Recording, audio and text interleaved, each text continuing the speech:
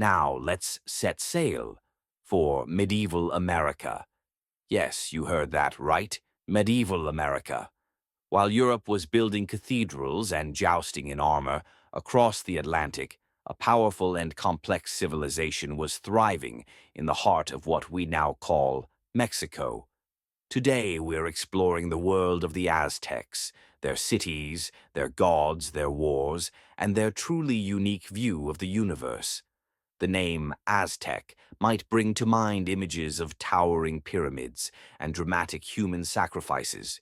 But did you know that the people we call Aztecs never actually used that name for themselves? The term Aztec was popularized by 19th century historians, inspired by the mythical homeland of Aztlan, a place we've yet to find in archaeological records.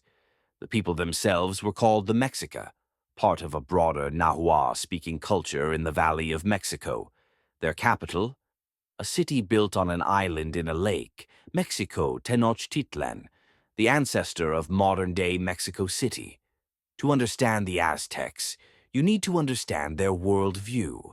In their mythology, the universe was a cycle of creations and destructions, 5 suns, 5 eras. We live, they believed, in the age of the 5th sun. But there was a catch. The sun needed nourishment, and that meant blood. When the gods created this 5th sun, one of them, Nanahuatzin, a humble, disease-ridden deity, threw himself into a sacred fire to bring light to the world. Another god followed and became the moon. But the sun needed fuel. That fuel, human blood.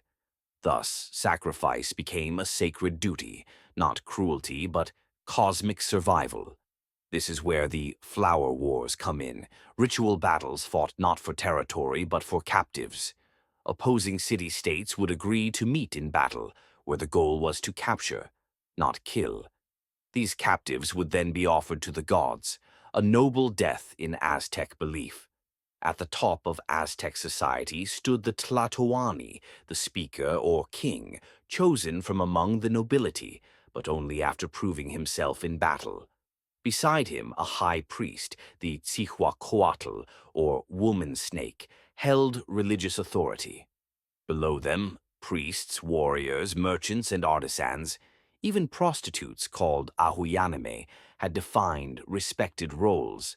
Everyone had a place, and every place had a purpose, not just socially, but cosmically.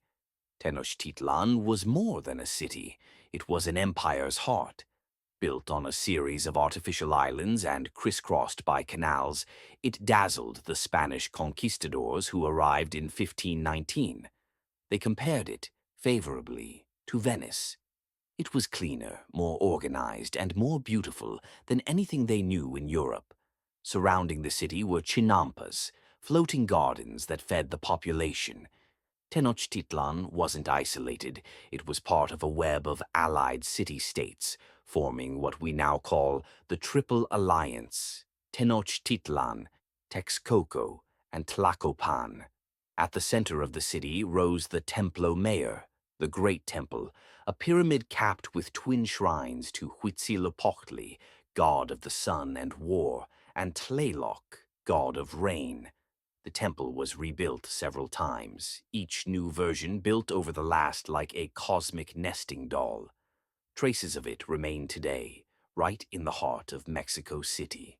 In 1519, Hernán Cortés and a few hundred Spanish soldiers landed in Mexico, but they didn't conquer the Aztecs alone.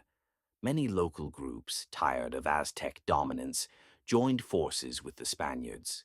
With them was an indigenous woman named Malintzin, also known as La Malinche, who acted as interpreter, guide, and strategist. So central was her role that local leaders often addressed her before Cortés himself. The conquest wasn't swift.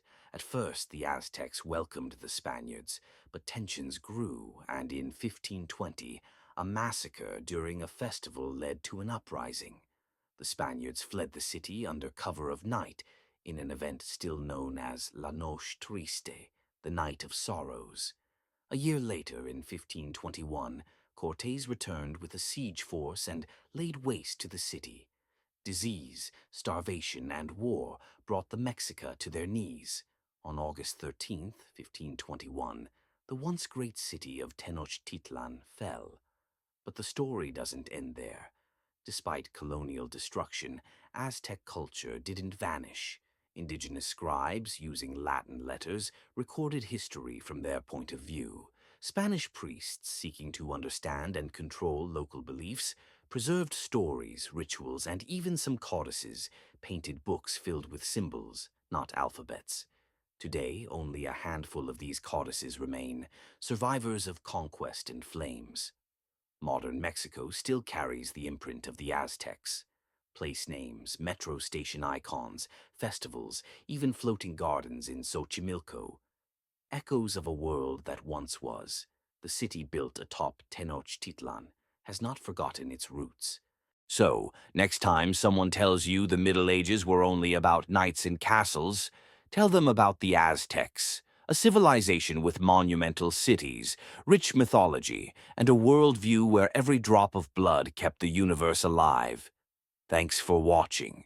If you enjoyed this journey into the past, leave a like, share the video, and subscribe for more untold histories from around the world.